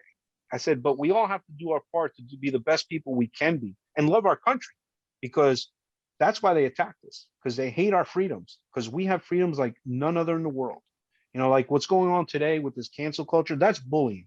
And I want to let everybody know, for me, the word evil encompasses a lot of things. And I'm sorry, I'm of the age in the 80s, and we were just told things and you had thick skin. End of story. But evil to me encompasses bullying, racism, murder, rape, being a bad person. That is the evil, because it's been with us since the beginning of time. It will be with us till the end of time. A for effort. Yeah, we want to end racism. We want to end bullying. It's not going away, people. But what we could do is make sure you have time to sit down with your kids every day at dinner. Shut the cell phone off. Talk to your kids. Know what's going on in their lives. Teach them simple. Treat people the way you want to be treated. I don't care what color, where they come from. If someone treats you the way you want to be, you treat people the way you want to be treated, we're better off. And that's why I always love the saying by Edmund Burke: all that evil needs to triumph is for good men to stand by and do nothing. And there will always be good men and women to do something. But the where we're at today, I think it's a disservice to the Americans that died on 9/11 with this cancel culture and all this craziness, because we live in a country where freedom of speech, even though you might not agree with it, is something important. For those of us who have traveled around the world, I tell people, most people that talk about, oh, well, cancel culture this, or this person shouldn't say that, I guess you haven't traveled, because there's countries you go to, you'll disappear. In this country, you can stand up, give your opinion, and know that, hey, I have that right here. I might not agree with you, but you know what? That's what I fought for. That's what I served in this military for. So you can have opposing views that you don't have in Russia or China, you know? And I try to tell kids today, please, please, please, and educators especially, teach the American history that I was taught. Make sure we teach history because we are bound to repeat it. You know, when we start restricting people's rights, you better go look at Nazi Germany. You know, and I hear people, oh, well, you can't compare it to that. Yeah. Well, you didn't read your Awfully history. familiar. Yeah. And I said, you know, so I tell people, listen, understand that our Constitution has lasted this long, and those men were very smart in what they did, you know. And I remind people, listen, uh, Rome fell in 400 years. We're halfway there. Let's not do, you know, let's not be Rome. Let's be smarter than that. Let's make sure that the freedoms that so many people have died for and bled for, you know, that's the way we honor people. And that's the way I tell people, for me as a survivor, the way I honor those that we lost on 9/11 is by living as an American, exercising my freedoms, being blessed every day to get up and just breathe. I mean, when I drive my truck, I put my hand out the window and I could feel that wind hitting my hand because I know my buddies were buried. They can't feel that, you know. So for me, I think it's important that people understand that this 20th anniversary is a great time to honor those we lost that day, understand what was attacked that day, and do our part to give that loving feeling that America deserves, the red, white, and blue. You know, I tell people, am I opposed to kneeling? Absolutely. I'm sorry. I'm sorry. But there's a way you can uh, talk about your cause without disrespecting our flag, you know, and I'm on the same page like with other players like Jim Brown. You know what? I hear you. There's problems that have to be fixed, but we don't desecrate our American flag because those people that are kneeling, they haven't fought for us. They haven't bled with us. And when I tell it this to everybody, when it comes to racism, I served in the Navy with all different people, and I love them all. I love them all. You know, when it came time that we were in a situation, it didn't matter what color, where you came from. It was just we're Americans. We come together. And I want to. That's the one thing I hate to say that. You know what I wish everybody could feel today is September 12th, where Yes. everybody just stopped. Mhm. Everybody stopped and came together. So And let me tell you, Bellevue Hospital, one of the busiest hospitals in New York, where you got shooting, stabbings for 2 weeks. 2 weeks, it seems like crime stopped. There wasn't a shooting victim, a stabbing victim, an abused victim coming into the ICU. 2 weeks later, the first stabbing victim came in. But for 2 weeks, Which is unheard I of. still, yeah, I still remember them bringing them in. They say, oh, well, 2 weeks. But for 2 weeks, people just loved each other, you know, and didn't care where you came from, what color you're from, you were. And I wish that people would feel that again. And you know, I'm hoping that that's something that I can bring back. And I don't know if you want me to talk about these books now or later, but you know, that's what I'm doing this year on the 20th anniversary, doing my part to try to inspire kids uh, to love our country, to not give up on themselves, and to understand that the freedoms you have in this country are special, you know, and also to deal with my fellow Americans and human beings who have served in the military as first responders, or just people who are going through tough times, whether it be drug abuse, whether it be cancer, whether it be anxiety. I have two different projects to cover all those gamuts, and I'm proud of them. You know, and I hope that people will reach out to both books that I've written. One's a children's book, and the other one is the book on really learning to live after tragedy, learning to deal with the PTSD. So, you know, if you guys have questions before I get into this, fire away. no, feel free to share them, man. I think while you're on All it, right. We're still kind of lost. speechless. Yeah, I'm lost without words, man. Well, listen, I'm really proud of this book. So this is a kid's book. So so you guys, I don't know if you know, but there was a movie made about us called World Trade Center. There's the poster right behind it by Oliver Stone. And for years, I've been trying to write a book on what happened to me. Uh, and really, I was kind of trying to combine it where, hey, I want to write about me coming here in this country, my trials and tribulations on becoming a police officer. It took me 6 years to become a cop here. It's very sought after, but I got it. I made my goal. And then what happened on 9/11, but more importantly, what happened after that. And I tried doing it for years, but most of the publishing houses are like, hey, listen, we love your story, but they made a movie about you. But I said, yeah, but the movie doesn't really go into who I am. I wanted more about that. And finally, last year, I was actually on the couch and I was had a shoulder surgery right after the bow season of 2019. And I'm sitting there, I'm like, I got to do something on the 20th anniversary to help people. I want people to be helped somehow, some way. So I called a buddy of mine whose brother is a big hunter and a good friend of mine. Well, my buddy's a doctor of psychology. So I called him up. His name is Mike Motes. I said, Mike, this is what I want to do. I just want to write about the event, but more importantly, what happened after, how I have come to a good point in my life. And he thought, man, that's a great idea. Write a book where people who might not go to therapy, might not want to talk to anybody, can pick the book up, read what happened to me. But then I talk about the bad crap that I did, the stuff that the anger, man, I hate to say it, but there was a day that I grabbed my gift, my birthday gift. She was like 3, and I grabbed her like I was going to punch her. I'm embarrassed about that, but I realized that that's the PTSD. So I want to share those ugly stories, but also share how I came to be happy, and it's a struggle. Like I said, you deal with PTSD every day. So we got together, we started writing that book. And then along the way, I have a lot of kids that say, hey, man, we'd love to see something from you from a children's book. I'm thinking, where am I going to write a children's book from, right? Like, come on, I'm just like you guys. Like, are you kidding me? I just want to go hunting, Right. So I had lunch with my youngest daughter has a friend that she cheers with, and their parents are great people. So we're having lunch one day, and I don't know how it came about. They said, "Oh, a children's book would be fun for you, or it'd be a good story," because the wife always says, "You're so inspirational." I said, "Thank you." I said, "But how am I going to write a children's book?" She said, "You should talk to my brother. He's written a couple children's book." I said, "Get out of here." Call this guy up. His name's Chuck, and tell him the idea. Tell him what I'd like the cover to look like. Next thing you know, does a cover. It brought it to life. I'm like, holy cow. So we're very proud that the children's book is going to be, and I'm going to talk about that first, is going to be launched May 3rd. Actually, you guys are the first people to know about this. We just kind of set the date yesterday. We're still tweaking a couple things. We're doing the book in English and Spanish.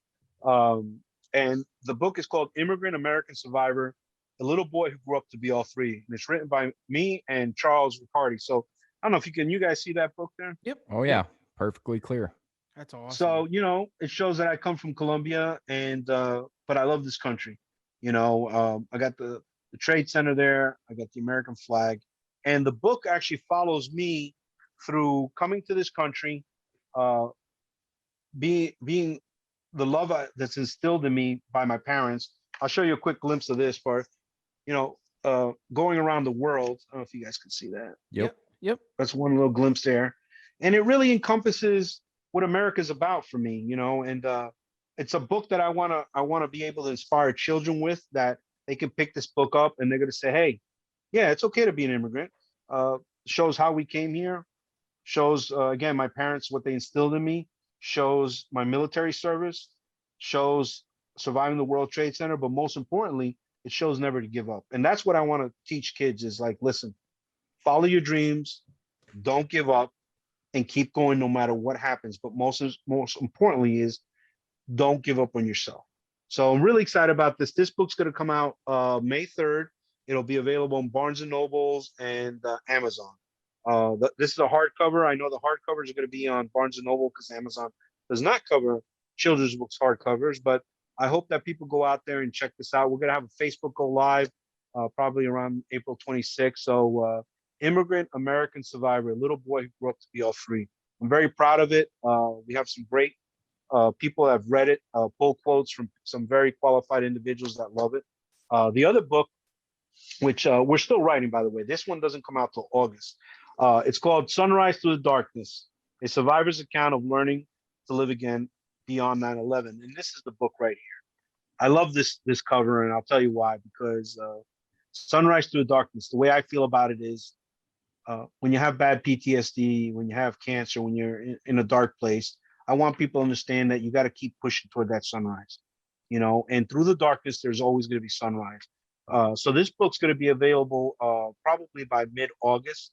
We're still kind of finishing up things on the tail end of it, but I'm You guys actually the very first people to ever see this cover, to be honest. Again, this book will be out sometime in August. Yeah, you'll be seeing a lot of this book coming out, as we get closer, I'm sure, with interviews that I do with some of the news outlets and everything like that. But this book I'm really proud of. I don't know if you guys can see it. Yeah. There's a trade center right there. You Oh see the yeah, trade it's a center. beautiful Yeah. photo. Absolutely Yeah, gorgeous. it's an amazing picture, but the words are important. But once I mean, sunrise to the darkness. For those of us that have had to deal with darkness, you get it. I don't really have to say much, and I hope that the people that pick up the book are going to find it to be not only something that teaches them about a person that survived a terrible event, but teaches them how they can regain their happiness. Because I've had friends that have given up on themselves, unfortunately. We have veterans, I don't have to say 22 a day. And I'll be honest with you, the one thing that really pushed me to do this book was 2000, I think it was 2008. Uh, our movie had come out. I was getting a lot of people asking me to come speak. Fairleigh Dickinson University in New Jersey always asked me to come and speak, and they have a group called Latino Promise. It's a lot of Hispanic kids that are going to college. Uh, I would always make, because that was at the height of the war. Um, I remember always kind of looking in the crowd, and I would say, "Hey, who was in theater?" And I kind of said it that way because we all know guys that are in the military, and God bless everybody that goes in the military. But you get those people who like to talk a lot of crap, Yep. and I've always found the people that talk a lot of crap really didn't do crap. The people who have seen some ugly stuff, they really don't like to talk about it. So I kind of just say, "Who was in theater?" And I could see people kind of look at me, and there was that stare, like, all right, this guy probably seen something, or this girl seen something that lives with them today. And it was one particular Marine, great guy, actually Colombian too, but he was in Fallujah. So I do my speech, and people love it. I come back the following year, and at the end of that speech, I see him in the back, and he stands up and he goes, "I don't have a question. I just want to come back here and I want to share something with the class. I feel it's my obligation to tell people to listen to Will and what he said about faith, hope, and love, and what I preach about, not giving up on yourself and that you deserve happiness." And he said, like 4 or 5 months after he heard me speak, he had a pistol in his mouth. He was going to kill himself. He had really bad PTSD, and he said, "Will, I was going to kill myself, and I thought about what you said." Let me tell you, blew me off my feet. I mean, I was in tears. Everybody was in tears. He came down, gave me a big hug, and we've been friends ever since. Just a great guy, Marine who fought for our country. And he said, "Will, thank you. I needed to hear that, because if I didn't hear that, I probably wouldn't be here today." So that's really why I really wanted to write this book, Sunrise Through the Darkness, because I still want to. In my heart, I'm still a cop. And if I can help one person, which I know I've been blessed to have helped several people, uh, is just something that I can leave behind on this earth. That someone can pick that book up, read it, and see what I went through, the horrors I went through, the struggles of learning to walk again, the struggles of dealing with the PTSD. But today I'm happy. It was only a week ago. My daughter killed a big gobbler that I called in for her, and that's priceless. That's priceless. And I want everybody that's going through a hard time, no matter what it is, whether it be hunting, playing soccer, tennis, knitting, get to that point in your life again where you're happy, because you deserve it. I don't care what anybody says. There's a lot of haters out there, and don't give those haters the time. And the biggest hate is that darkness, whatever it is, drug abuse, cancer, PTSD, not believing in yourself. I want to make sure that people understand that you've got to fight through that stuff, and I'm here as an example of that, and am I perfect? Absolutely. There's days that I waste just like everybody else, but what I try to do every day is live the best life I can. And I'll tell you something. One of the main firefighters from the FDNY, um, who led the operation at the Oklahoma bombing. And for you guys that don't know what the Oklahoma bombing was, look it up. It's one of the first, real big acts of terrorism. Unfortunately, it was a homegrown terrorist, but they sent an FDNY unit out there to help the recovery. And this guy was an expert. He died under Tower 2 on 9/11 because nobody thought those towers were coming down. Like I said, my sergeant said, if I thought those towers coming down, I would have never taken you there. Nobody thought they were coming down. So I end up meeting his wife maybe a year after at an Easter Seal Foundation raising money for 9/11 families. And she comes up to me, and I had really bad survivor's guilt at the time. I mean, again, why am I here and so many people aren't? And this beautiful lady comes up to me and says, I'm so and so, and I knew who her husband was, and I didn't know what to say to her. And she said, do me a favor. I heard you had a beautiful little girl named Olivia. I said, yes, ma'am. She said, do what the middle of her name says for yourself, for my husband, for everyone who died that day. And I'm looking at her like, man, I'm just a stupid cop. I don't know what you mean. So if you think about it, live, yeah, live. And man, she just flattened me out. So basically, she's telling me, live for yourself, live for those you love, live for those we lost. And that's what I try to do every single day is live, and I'm blessed. I love to bow hunt. I love to turkey hunt. I do a lot of that, and I have a wife that actually supports me because she's the one that got me into it. So I always say to her, it's your Kudos to fault. her. Dude, Yeah, that's a I'm a good kid from wife. That's a yeah, winner. I'm a kid from Hackensack, New Jersey, man. I played soccer and did karate, and I met her. When I met her, I took her out on our third date, and being a Navy guy, I was a gunner's mate, so I was all in the weapons, and I did weapons, and I said, "Let me take you to range." And I put a 92 Beretta full size pistol in her hand. It was really a reason for me to put my arms around her to show her how to shoot. Yep. Yeah, well, guess what? Next thing you know, she shoots 15 rounds at like 10 yards and groups them like this. I'm like, oh, wow, that's good. And she said, you want to try something cool? And she said, you ever shot a bow? And I said, I've always wanted to. I had a chief in the Navy trying to sell a bow off to us, but we're like, we don't know what to do with that. And then she let me shoot her bow for the first time. I was hooked. Forget about it. It's just in my DNA now. So I'm blessed to have her supporting me, supports me every single day. I have two beautiful girls, both went, one graduated from Auburn University, the other one is in Auburn University. And, I'm kind of like that weird Spanish guy. I drive a pickup. I try to play the guitar, got a bum wheel, I hunt, but I can still dance salsa. And they've accepted me down south. Like I got to tell you, I've met so many good people through the hunting world. It's ridiculous. I've met from just regular folk to celebrities, if you want to call them that in the hunting world. And the best thing, a perfect example, I just went to Alabama. I asked a buddy of mine who's a trooper, say, hey man, because trying to find turkeys, you need dirt. Right. You need dirt to find turkeys. You know anybody? He's like, yeah, I got this guy and he's pretty famous down here, owns a couple restaurants, and and I know who he is. He's been on Food Network, but man, we're driving in the truck. I meet him that first morning. Yeah, I say, you own this restaurant. That's cool, man. But at the end of the day, we're turkey hunting. Yeah. We're turkey hunting. I've been, I've had the pleasure of hunting with Ted Nugent, Fred Eichler, Cuz Strickland.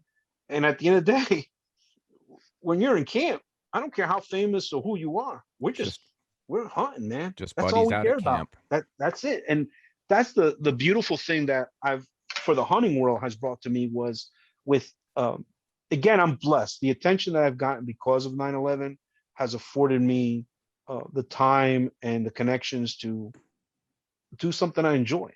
But what I try to do is anytime that I'm with somebody, I try to inspire people.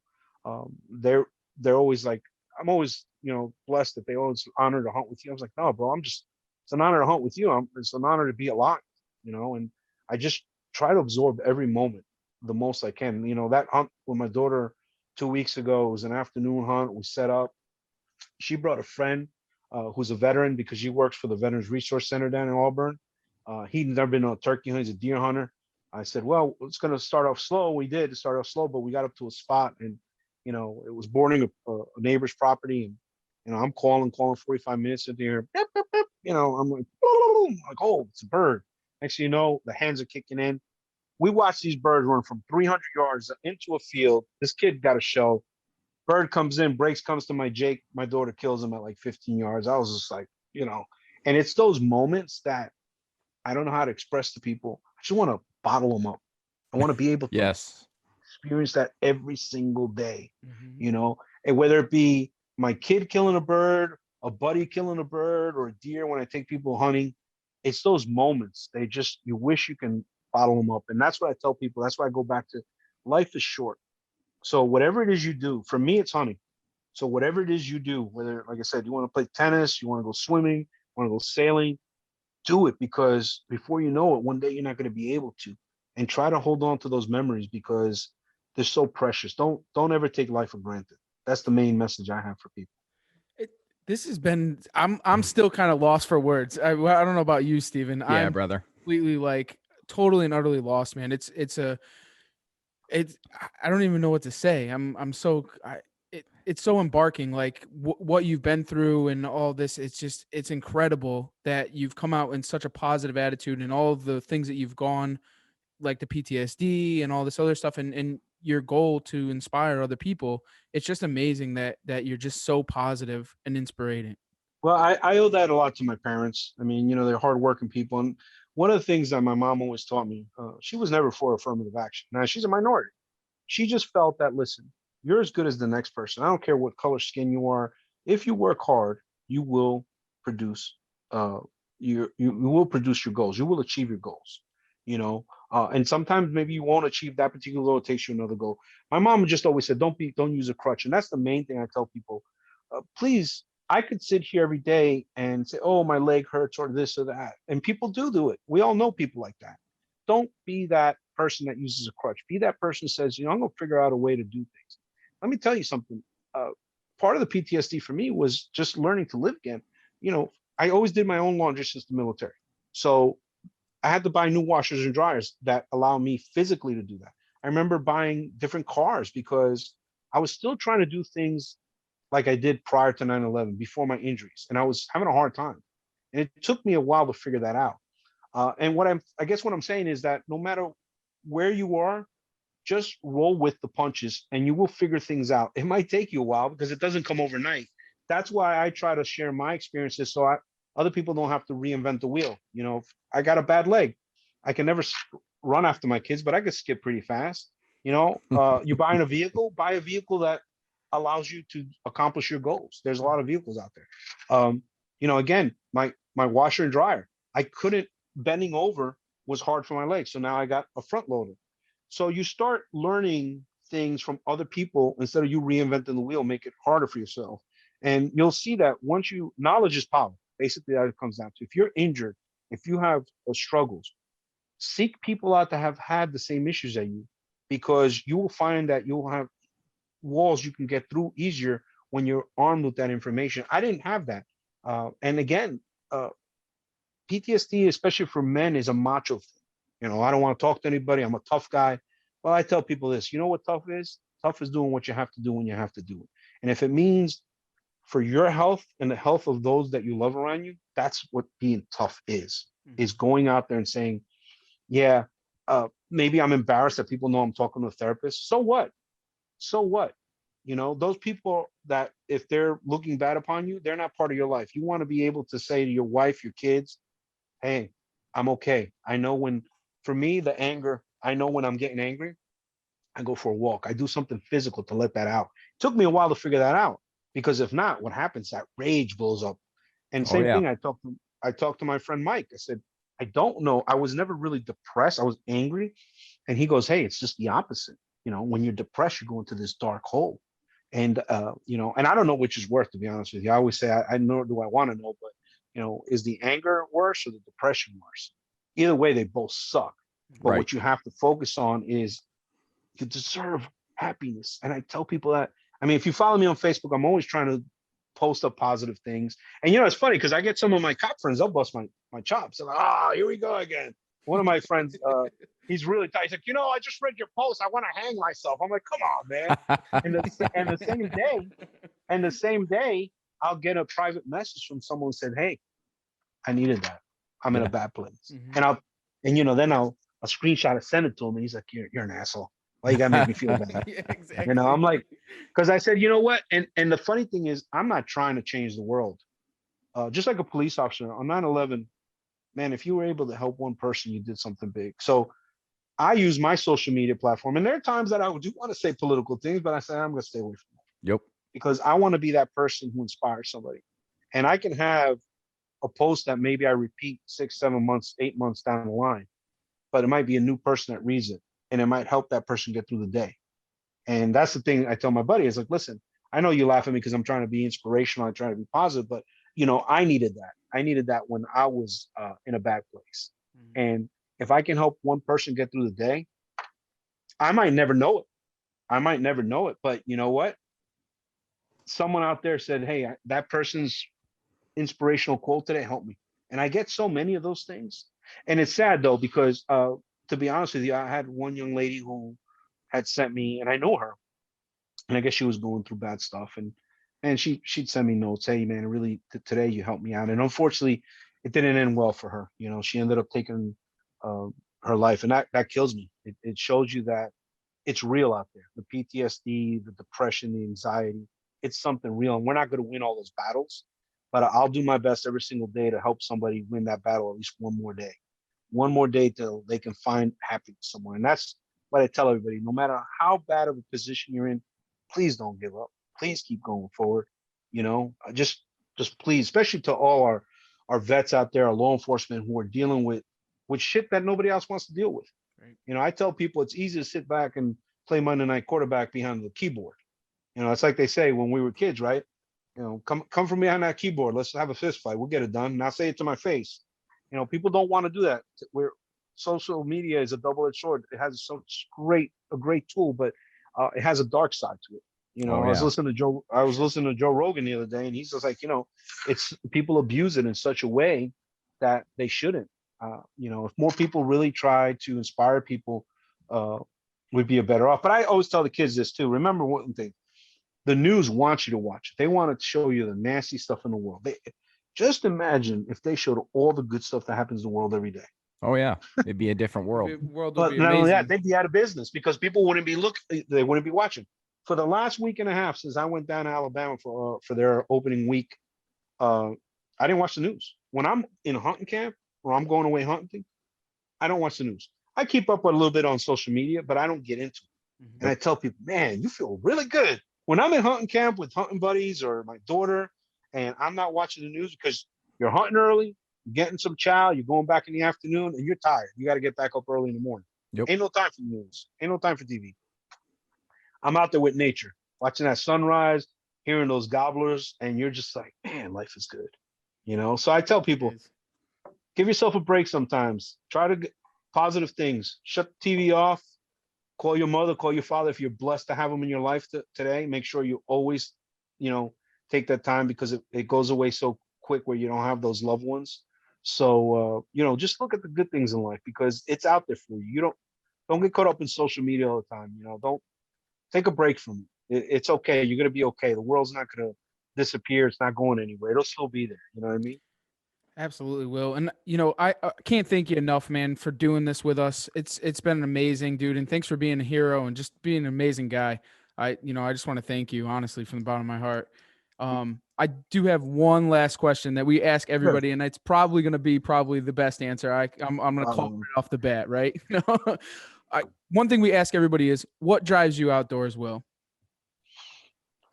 It really is my love for nature. I mean, I wish I could have done it before I met my wife because I didn't really start hunting until I was 24, and I don't think there's a word for it. It's just, and I know you guys are gonna laugh, it's not a passion, it's an obsession. It really is. Like Mossy Oak says, it really is an obsession. I can't get enough of it. Whether it be me sitting behind a bow or shotgun or rifle or sitting in a blind with somebody I'm taking hunting, there's just something special about it, something that's indescribable.